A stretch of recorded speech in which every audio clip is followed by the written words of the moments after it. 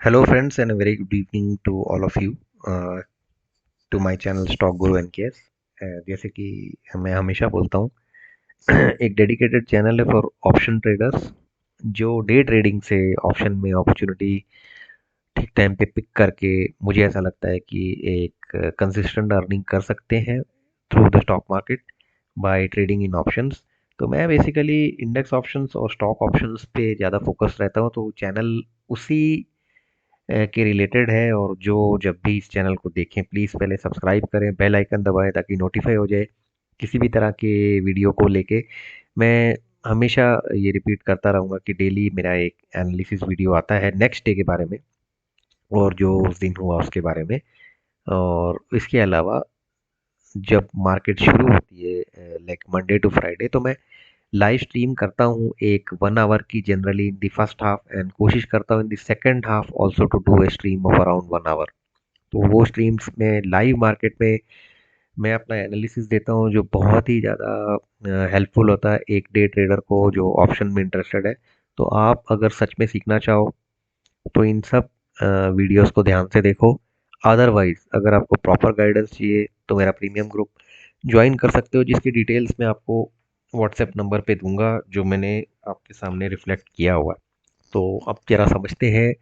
पहले हम जाएंगे फ्राइडे के इंडेक्स के बारे में देखने के लिए कि क्या हुआ था, क्योंकि कल, आज संडे और कल मंडे मार्केट वापस खुलेगी, तो मैं इसलिए संडे रात को एनालिसिस कर रहा हूँ। देखिए, बहुत जो मार्केट ने बिहेव किया आप सब जानते हैं कि it was terrible on Friday. We were bleeding red, okay, और सब बैंक्स बुरी तरह डाउन थे, like Indus, Kotak, everybody was more than poor. In fact exception was HDFC जो कुछ इतना गिरा नहीं। बट मार्केट की रेंज देख लिए 41,877 और 42,685, इतनी बड़ी रेंज में हम कहाँ से कहाँ गए। तो ये अगर आपको मैं दिखा सकूं ऑन 5 मिनट चार्ट, आपको इजीली समझ में आ जाएगा। तो कल का फ्राइडे का जो था बहुत ही समझो एक किस्म से फाइव में से काफ़ी प्रिडिक्टेबल था। शुरू से ही गिरना शुरू हो गई थी मार्केट, समझो 9:45 के बाद जो गिरना शुरू हुई। आप देखिए 9:45 से 42,500 को तोड़ते हुए वो सीधा पहले तो 250-300 पॉइंट गिर गई। उसके बाद फिर उसने एक पॉज लिया टिल 12:30, जब वो 42,300 के एरिया को समहाउ रेस्पेक्ट कर रही थी। तो ऐसे लग रहा था कि बस जो गिरना था गिर गया, लेकिन सबसे बड़ा फॉल 12:30 बजे से हुआ, जब 42,300 को तोड़ते तोड़ते उसने 42,000 को भी तोड़ा और 41,921 के अपने निचले स्तर पे वो जाना शुरू हो गई। बाद में जाकर ये एक आखिरी आखिरी समय में 42,000 के ऑलमोस्ट पौने 3 के आसपास 42,000 के लेवल को रिगेन करती हुई वहां से एक 250 पॉइंट का इसने रिवर्सल मूव दिया। बट ऑल इन ऑल अगर इस डेटा को देखें तो फ्राइडे को सिर्फ गिरती हुई मार्केट में अर्निंग अपॉर्चुनिटी के बहुत कहीं ना कहीं चांसेस मिले हैं आपको। क्योंकि आपको चांसेस कब मिलते हैं, आप वो समझ लीजिए, जैसे 9:50 से मार्केट का गिरना लगभग 10:15 बजे तक का मतलब होता है 25 मिनट तक मार्केट गिर रही है। और कितने पॉइंट्स गिर रही है? 42,540 से लेके 42,300, that is how much, that is as good at 250 points का आपको 25 मिनट्स में एक फॉल मिल रहा है। उसमें आपको एक ऑप्शन के पुट के ट्रेड में इजीली अर्न करने की अपॉर्चुनिटी मार्केट दे रही है। ये आप क्लैरिटी के साथ समझ लो। 5 मिनट, 1 मिनट, 3 मिनट, किसी भी कैंडल के थ्रू आपको आइडिया लग ही जाना चाहिए था। प्रॉब्लम यहाँ से होती है 10:30 बजे से लेके मार्केट टोटल फ्लैट है 12:15, तो इसीलिए पहले घंटे को मिस नहीं करना। इस पीरियड में कुछ हुआ ही नहीं है, अब यहाँ जो भी पोजीशन लेके बैठे उनका एसएल ट्रिगर होगा ही होगा।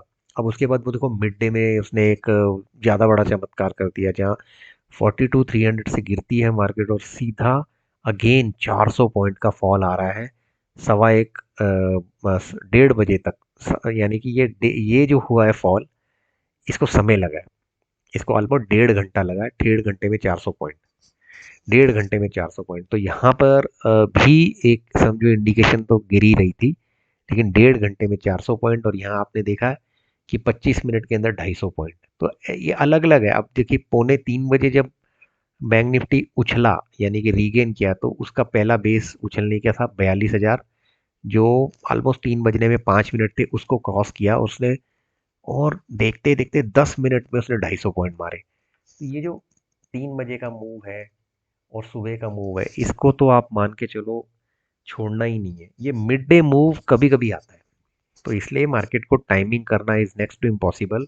बट अपॉर्चुनिटी अगर आपको तलाशनी है तो आपको फुल टाइम ट्रेडर बनना पड़ेगा। अब मार्केट गिर गई तो ऑब्वियसली पीएसयू और प्राइवेट सब बैंक्स डाउन थे, वो रीज़न था। एचडीएफसी अकेला कुछ कर ही नहीं सकता था, तो ये था सिनेरियो। और आप देखिए कितना ओवरसोल्ड टेरिटरी में बैंक निफ्टी बंद हुआ, 0.51। Anything below you know 0.7 is like point rather 6 is like an oversold area, 0.4 0.5 these are oversold, यानी बहुत ज़्यादा बिकवाली हो गई। कहीं ना कहीं से रिवाइवल रिवाइवल इसका आना होना ही चाहिए। ओके, निफ्टी की कहानी भी कुछ अलग नहीं है। अगर इसको भी आप 5 मिनट के चार्ट पे लगाओगे तो ये उतना इनिशियली कुछ कर नहीं रहा था जितना बैंक निफ्टी शुरू से ही जो हिसाब किताब उसका था गड़बड़ था। अब निफ्टी का देखिए क्या था। हम ये डिस्कस कर रहे हैं 6 तारीख का, 6 जनवरी का, ये याद रखें आप प्लीज़ है।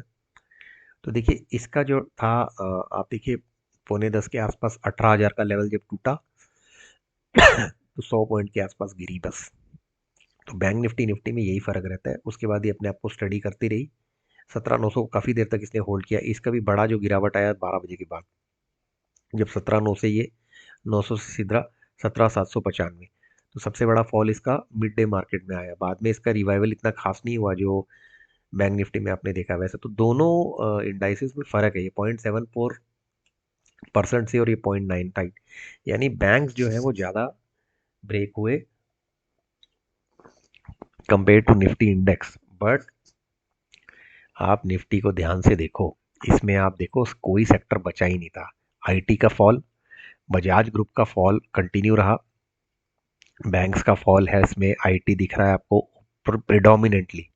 ठीक है, मोटा मोटा आप देखिए। उसके बाद एफएमसीजी भी गिरावट ही हुई है। तो आरआईएल आप समझिए ग्रीन होने के बाद भी इसको नहीं बचा सका। ओके, और इसकी भी जो है PCR that is again 0.56, and bank Nifty का कितना है 0.51। तो बैंक निफ्टी का पीसीआर 0.5% से थोड़ा 0.05% से थोड़ा और ज़्यादा कमज़ोर, बट दोनों ओवरसोल्ड टेरिटरी में चले गए। ओके, अब ये तो हो गया जो पोस्टमार्टम था, हमने कर दिया। एफआईआई ने क्या किया? FII is been net seller, जैसे मैंने कहा है इस साल के शुरुआत से they are only selling, which is not a good sign. वे ऑलमोस्ट 7,800 करोड़ की बिकवाली कर चुके हैं, और जबकि सिर्फ 2,756 करोड़ की खरीदी डीआई यानी डोमेस्टिक इन्वेस्टर्स ने की है। So that's not a good sign in nutshell. Okay, so this is like what's the scenario till Friday. अब फ्राइडे को यूएस की मार्केट में जबरदस्त उछाल, यूरोप की मार्केट में जबरदस्त उछाल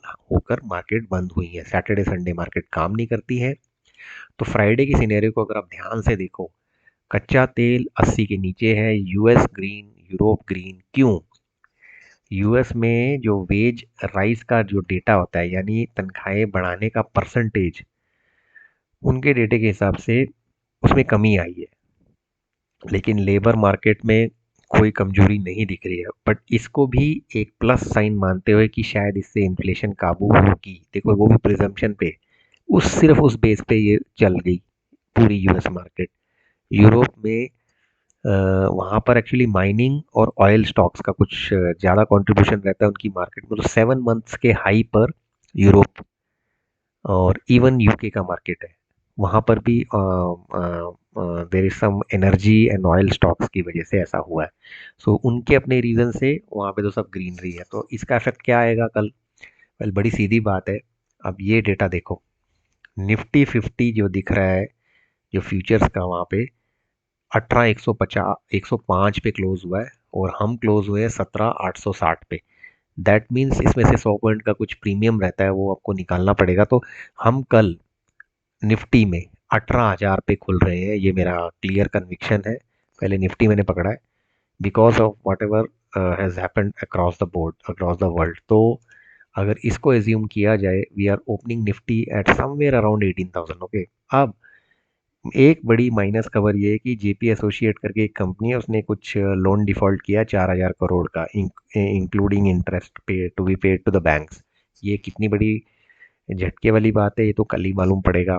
बट एज फार एज जो गैप अप के चांसेस हैं, अगर वो एस भी उसी ट्रेंड को दिखाया तो 18,000 तक तो गेम डन है। और अगर कोई बहुत बड़ा नेगेटिविटी नहीं फैली उस डिफ़ॉल्ट की, तो हम फ्रॉम 18,000 टू रफली अराउंड 1870 के आसपास तक हम टिक सकते हैं। 18,100 से थोड़ा सा नीचे रहेंगे हम, लेकिन 18,000 का गैप अप से खुलना तय लग रहा है।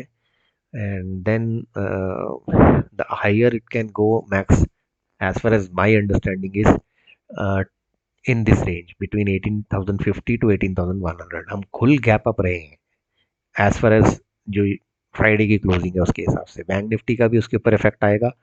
तो बैंक निफ्टी क्लोज हुआ है 42,188, यानी कि वो तो अपने 42,000 के लेवल को होल्ड करके लेगा। इस गैप अप से देर इज ए पॉसिबिलिटी कि शायद वो 42,500 के आसपास खुल जाए।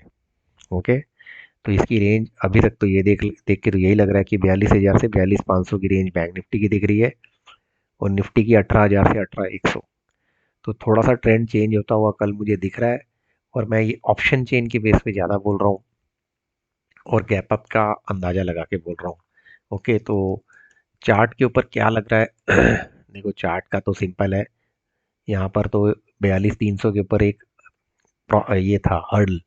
लेकिन अगर आप गैप अप खोल रहे हो तो आप 42,300 के ऊपर अगर जाते हो तो आपका नेक्स्ट हर्डल 42,500 के आसपास ही आ रहा है, right?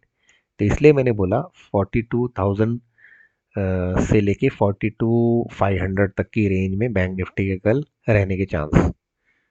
And in case of Nifty, well, Nifty से चार्ट का इतना कोई आइडिया लग नहीं रहा है। जो दिख रहा है वही है कि 18,000 तक अगर हम खुलते हैं कल, जो लग रहा है, तो हमारा देखो सेम चीज़ है। 18,000 यहाँ तो इसको हर्डल ही 18,050 पे आ जाएगा एज पर द चार्ट। देखो 5 मिनट के चार्ट पे ये आपके हर्डल एरियाज है। ओके, सिंपल है। सो वही मैंने भी बोला, 18,000 टू 18,100 के बीच कहीं हम निफ्टी में ठहरेंगे। तो ये मेरा एनालिसिस है। देखिए, कोई भी 100% करेक्ट नहीं होता। It is all anybody's assumption presumption. तो पोजीशन कभी कैरी करनी ही नहीं होती ऑप्शन में। कैसी भी इंडिकेशन आपको कैंडल की पैटर्न दे रही हो, आप 350 पे, सॉरी 325 या 320 पे मार्केट खुलने के, सॉरी क्लोज होने के 5 मिनट पहले पहले कोई पोजीशन लेके चले जाओ, तो दैट इज़ नॉट लॉजिकल। आपको जो भी करना है ऑप्शंस में, सेम डे लेना और सेम डे सेलिंग के ऊपर ही आपका कोई चांस बनेगा, राइट? सो आई होप मेरा एक छोटा एनालिसिस रोज की तरह मैंने दिया है आज। जनरली मैं मंडे का नहीं देता हूँ, but I thought I should give it. So hope you like it. Do support this channel. Extremely organically grow किया हुआ चैनल है with loads of hard work done by me. I am the single person who runs this channel. So keep watching it, keep learning, and thanks for being on this. And I wish you all the best in trading and investing. So bye bye.